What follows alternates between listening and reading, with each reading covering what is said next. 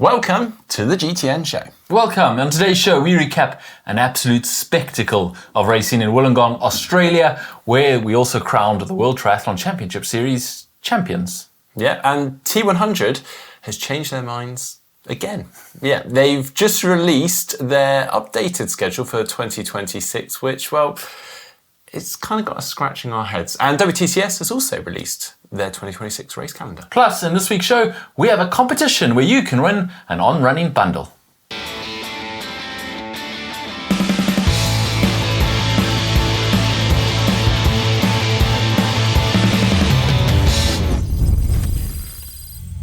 All right, let's start with some of the stuff we've noticed on the internet and the triathlon news. Starting with Johnny Brownlee is a dad. Woo! Yeah, congratulations to him and partner Fee on the announcement that Freddie Barney Brownlee was born on the 8th of October. Yeah, and he literally has the race number still on his arm. Yeah, he's racing back from Toulouse. Apparently, Freddie arrived a little bit earlier than anticipated, but he did make it there in time. Congratulations to both of them on a whole new journey they've started. Congrats to them. Also, did you spot this? Paul Johnson is currently undertaking 700 miles in 7 days on a treadmill. He's raising... Well, he's attempting to do it. 7 days, 700 miles on a treadmill, and he's live streaming it for a Guinness World Record attempt. We actually checked in a little while ago. He's just finished day one, just shy of the first 100 miles on the first day. It's optimistic, and man, That's quite an undertaking. That's got to be boring as all hell. I'm also questioning on the live feed why he's got sunglasses on indoors, but maybe that's like a focus thing. Maybe. I don't know. But good luck to him. He's trying to raise money for charity and for a good cause. We'll check back in with him later in the week, I guess. Fair play. Awesome. Also, did you spot this? Kuala Lumpur Standard Chartered Marathon. One of the athletes who actually placed 7th and still got into kind of the prize money, $1,000, was wearing illegal shoes and was subsequently disqualified afterwards. Yeah, but then did you see what happened? So he got there, wasn't able with his shoes. So in the expo for the marathon, he went and bought some shoes, the Vultra Jet, and they sold them to him and he raced in them. And then it turned out that they weren't approved. And because this is a World Athletics event, it had to be in approved shoes. And he was later disqualified. Vultra claimed ignorance, that they had no idea that their shoes needed to be certified. How can you be a shoe brand and not know that your shoes need to be certified? We got some really good publicity from this, though, because he did come 7th, he did really well, and they then paid him the prize money that he lost out on because he was disqualified.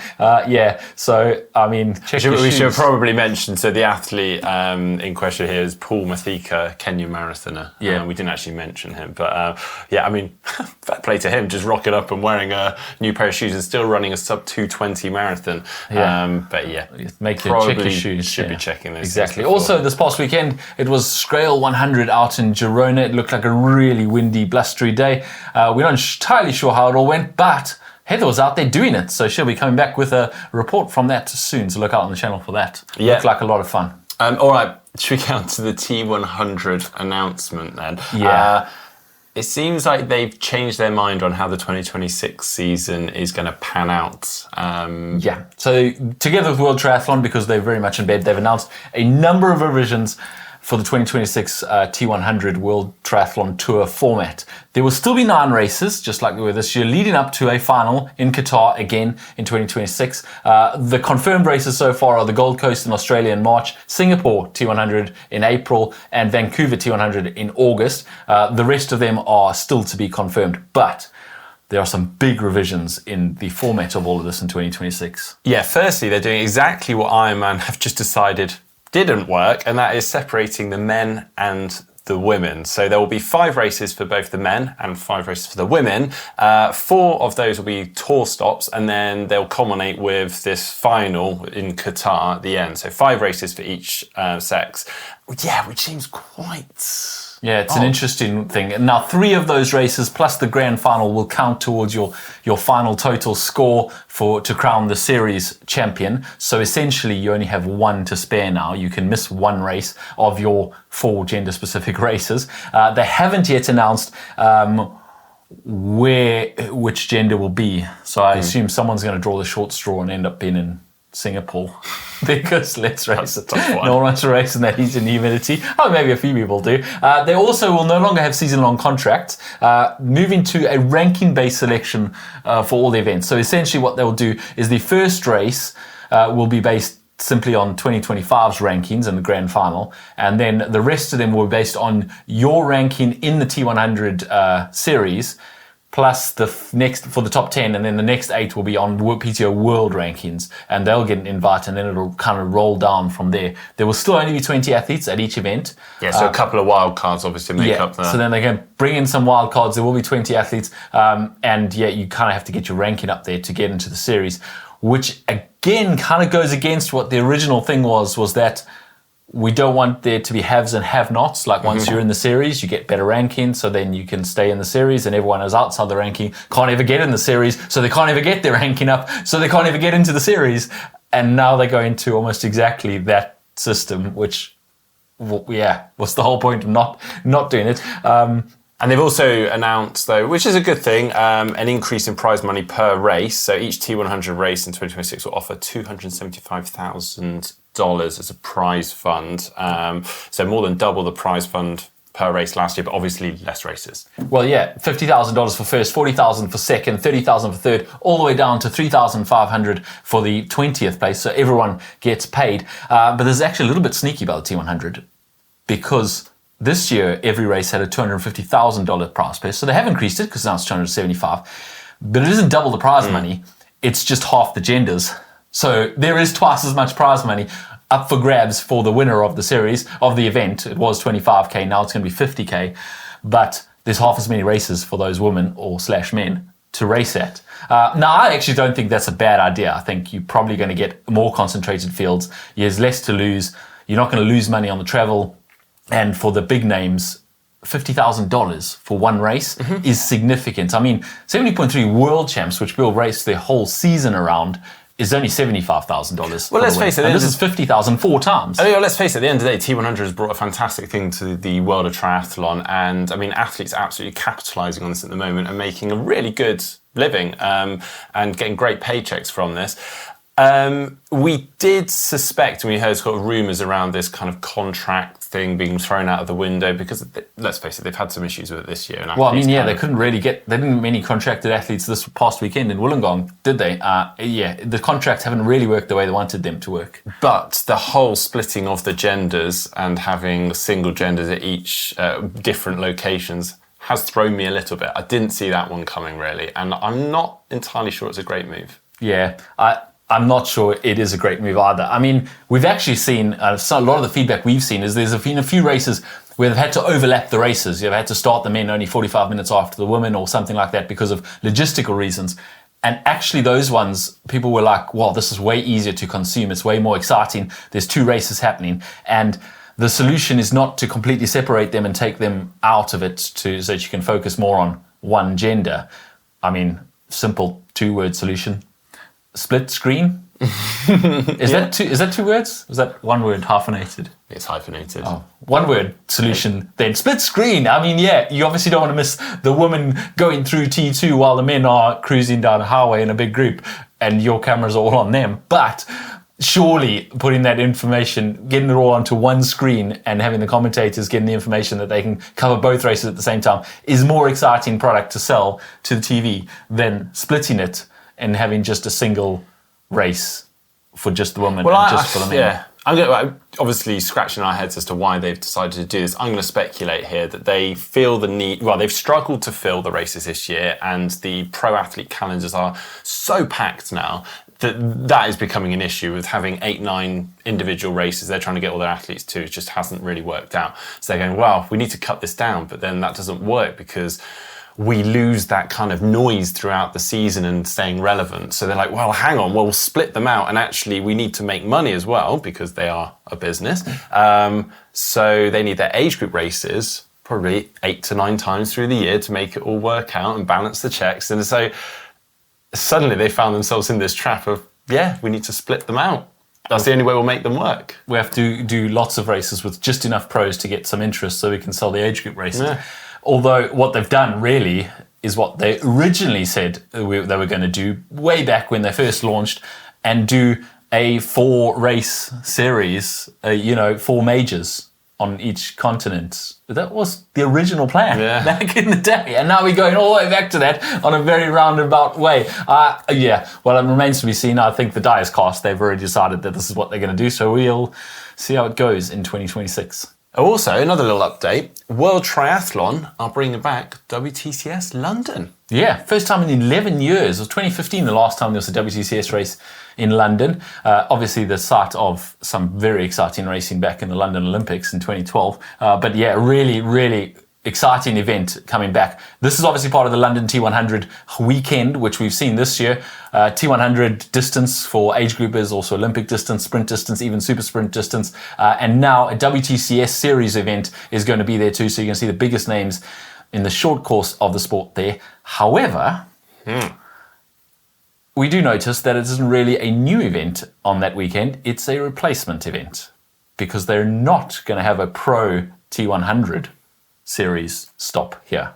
So neither men's nor women's, by the looks of things, is going to be in London next year. And we're not really sure why, because it definitely gets the crowds.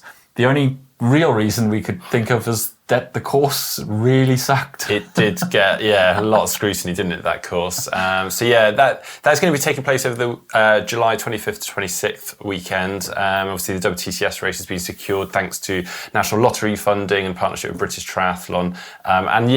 It has been a huge success. I mean, being along to it. The crowds they get, the number of amateur athletes, it is a huge, huge success. So I can understand the need to kind of keep that going. But yeah, shame not to see the T100 Pro race. Yeah, but I guess maybe they don't need both there to get the crowds and get people engaged in it. It is part of the full WTCS calendar, which has also been announced this past week by World Triathlon. And that is some new host cities. This is also the launch of the LA 2028 Olympic Games qualification window. So it gets 2026 is starting to get a little bit more exciting. So the Championship Series is Abu Dhabi first, which is exactly what we had this year. And then we've got Samarkand in April. Yeah, Uzbekistan. That took me by surprise. You've done that race. I have been there and I raced there. Yeah, I guess you could put a WTCS race anywhere. I mean, it's pretty cool to go to a unique location like that. Next is Yokohama in Japan, then Alghero in Italy again. Yeah, and then we've got Quiberon in France in June, and then Hamburg in July. And then London, which we just mentioned, Weihai in China, Karlovy in Czech Republic, and the final in Pontevedra in Spain. There will also be mixed relay events at Abu Dhabi, Alghero, Quiberon, and Hamburg will have the mixed relay world championships in July. Yeah, and then Paris Series will visit Devonport, Yokohama, Montreal, and Hamburg with the World Championships also in Pontevedra. Full series of racing coming up. Okay, moving on now to a very cool giveaway competition. We've got 2 on-running bundles to give away, consisting of a pair of Cloud Surfer Max trainers, a signed t-shirt, and a signed cap by none other than Julie Deron. Yeah, so cool. Click the link down below right now to see the terms and conditions and to enter. The competition is open until the 31st of October.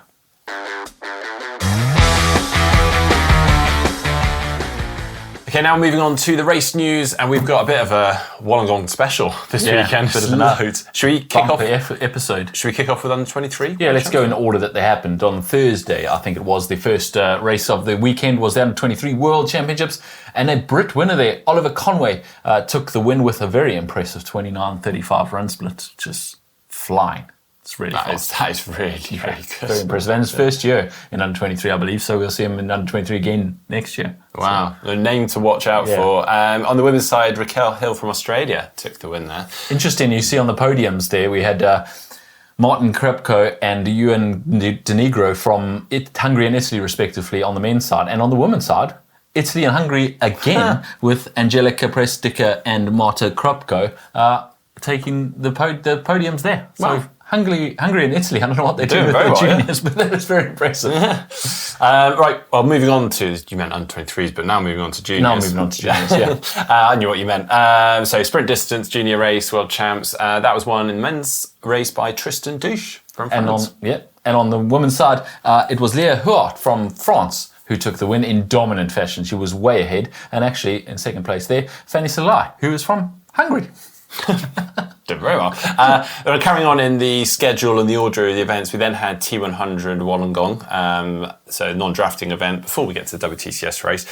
Men's race, well, it was just a clear dominance again from Hayden Wild. Yeah, he took his 5th win in the series. He actually doesn't get any more points for that because it's only your top 4 scoring races. Yeah, and it's kind of like, why would you do that given he then did go on to race in the WTCS the next day? I guess the only reasoning other than prize money would be to prevent other people from gaining points. Yeah, I guess no one else can get the 35 points if he hoovers up those 34. But anyway, he seemed like he did it fairly comfortably too. It wasn't like he had to really put himself out there. He had a pretty good swim for him, especially on his comeback on the swim, I suppose. He was comfortable on the swim and then kind of moved to the front on the bike with only Mika Nut for company. Mika Nut stayed with him all the way to T2, but then Hayden Wild just kind of ran away with it, cruised away with it. He was having fun with the spectators. He was just chatting away. Throughout the one. Mika Nut did hang on for 2nd, and Yuri Kulin was in 3rd in that race. Yeah, running through quite well there, chasing down Mika Nut actually. On the women's side, again, another dominant performance, this time from Kate Wolf, who, well, just basically went solo all day and still had the fastest run split. Yeah, very dominant, more than 4 minutes ahead of 2nd place Ashley Gentle, who had a good run for her, running all the way from 7th up to 2nd, but as Mark says, wasn't even faster than Kate Wall's run. So yeah, very impressive by Kate Wall. Sarah Perez-Sala was 3rd there, and that was equally impressive because when you realise that earlier in that same day, she had guided her compatriot Susana Rodriguez to her 7th world title in the para race, which is just unbelievable. It's pretty impressive. Busy day of racing. Yeah, we'll get on to all the para-tri results shortly, but also interestingly, Kate Wolf now tops the table for the T100 series by 9 points clear. Yeah, with only one race and then the grand final to go in the T100 series. So she's maybe the favourite now to take that title. Okay, well, moving on then to the WTCS Grand Final. Women's race, I mean, there was a lot of excitement heading into this because Beth Potter and Cassandra Beaugrand were basically tied going into this race. And they were. It was basically all eyes on them. But it really didn't pan out how we expected. No, it did not go the way of the favourites. It was expected to be a showdown between them, and they were both in that lead pack of, I think, 7 women on the bike. And then they both just faltered. Cassandra Beaugrand just had nothing when she ran out of T2. And Beth Potter also didn't get very far into the run before she started faltering and falling out of that pack.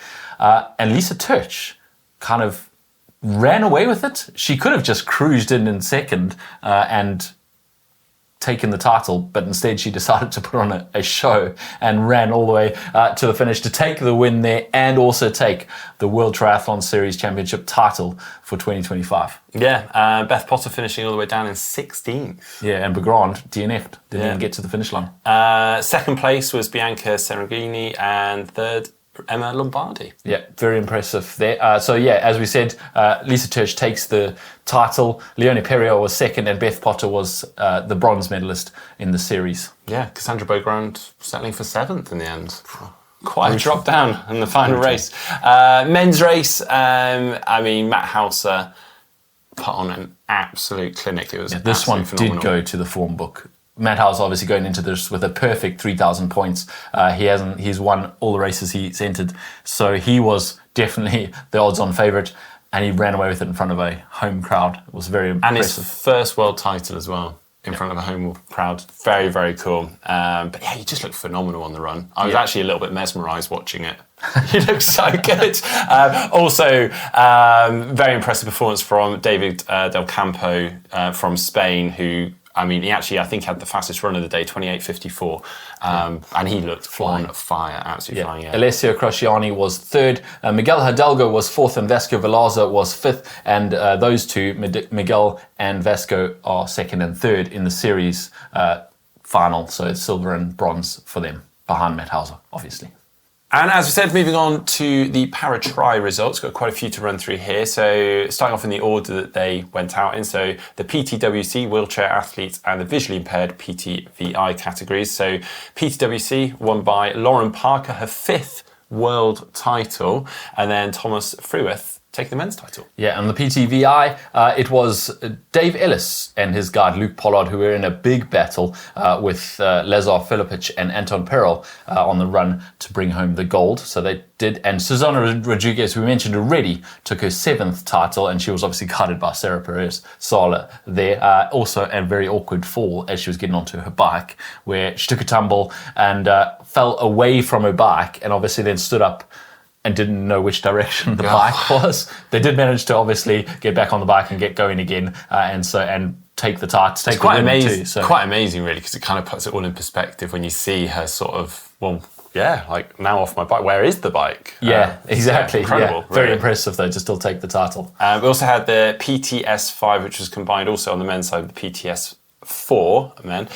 So it was Chris Hammer from the USA that took the win in the PTS5 category. Alexis Hanquin-Cunt from France took the title in the PTS4. His 8th world title there. Wow. Very impressive. And on the women's side, Grace Norman took the win ahead of Grace Brimlow and Lauren Steadman both from Great Britain. Yeah, and then the PTS2 and 3 and the PTS4 women, all in the same category. So we got Anu Francis that took the win in the PTS2 category, 23 seconds clear of the Paralympic champion, Hayley Dance. Yeah, very impressive. Elise Marc from France was victorious in the PTS3, and another French athlete, Camille Senclos from France, dominated the PTS4 category. Yeah, and then the men's PTS2 saw Jules Ribstein from France continue the French gold streak. Henry Urand from Great Britain overcame helmet issues on the bike to head a GB12 in the PTS3 with Ryan Taylor. Yeah, congratulations to all of them. Some very impressive racing out in Wollongong, Australia. Yeah, we also had Challenge Peguera Mallorca. That was won by Katia Shah, who has actually had quite a bad bike crash this past year and is recovering from that. So great to see her back performing well. And then on the men's side, Mikel Sarzilla taking the win there. Yeah, and then there was also 70.3 Portugal, which was a women's only event, and that was won by Great Britain's Lizzie Rayner ahead of Great Britain's Kate Curran, with Aurelia Boulanger in 3rd. Yeah, a little bit biased because she's a good friend, but a very dominant performance from Lizzie. So a win's a win, so congratulations, Lizzie. Okay, moving on to Tri Spy. Last week we had this image, which, I thought could be really hard because we weren't really giving much away, but at the same time, I thought the helmet might do it. Well, it did give it away, apparently, because pretty much no one got it wrong. There were a lot of right answers. Just Try Harder, Brenda Flores, Yoga Triathlete, Ye Fong, just to name a few, loads of them. Yes, it was Kat Matthews. Some even specified it was Kat Matthews in her Oakley helmet. Yeah. Even knew what helmet was, so yeah. No, Mark, you have to do better. So what have you got for us this week? Well, this week I've got a course for you. It is a bike course, just to be clear. Here we go. No helmets in sight. It's an interesting course, isn't it? It is. Very interesting. Fairly unique. I think if people have raced it, they'll probably know it because it's fairly unique. And if you haven't raced it, well, good luck. Yeah. Say what? Okay, it's time to take a look at some of your comments under some of our videos. Now, we could really wade in here because last week's show really got the comments going. There were a few contentious things that were said in last week's show and a few interesting topics. We're not going to wade through all of those. You can go watch last week's show. I think we've already set our piece on most of that. However, there was one thing that a few people jumped on, Mark. One particular topic. I'm Jacob. Okay, obviously Mark needs to do Kona Ironman next year. Thank you. Yeah, and Real Life Reviews also said, it's good to see that James is already showing Mark the way in preparation for Kona next year. I just jumped on Ruby to see Mark and James riding the Kona bike course. Yeah, so no promises from either of us there. I'm not promising to do Norseman and Mark is not promising to do Kona. Yeah, I think we need to chill this topic out. Let's just I think we just put it up to a poll of like what's harder, Kona or Norseman, rather than us both having to commit to those events. Yeah, that's a much better idea. Much better idea. Let's do a poll.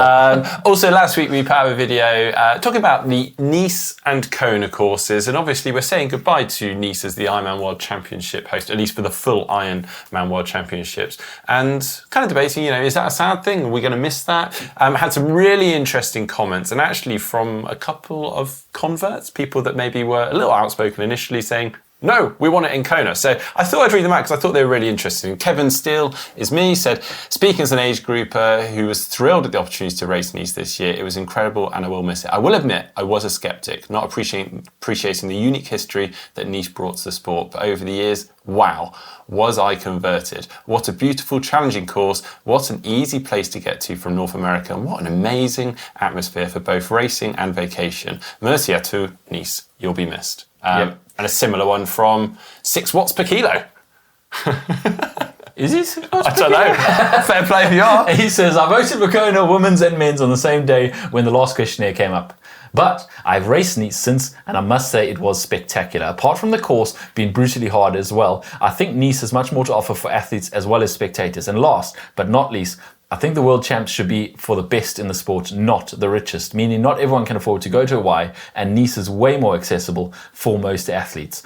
So some interesting opinions there. I think you know our opinion. Well, I was going to say, we're not trying to hammer home the Nice or get away from Kona idea. I just thought there were quite a few comments along these lines that a lot of people reflecting and going, that was really cool. Yeah. And it's sad to see that go. And I thought I'd read them out. So. Change is always hard, and people were, the knee-jerk reaction was, whoa, this is such a bad idea. And now on reflection, a lot of people are like, actually, that wasn't such a bad idea.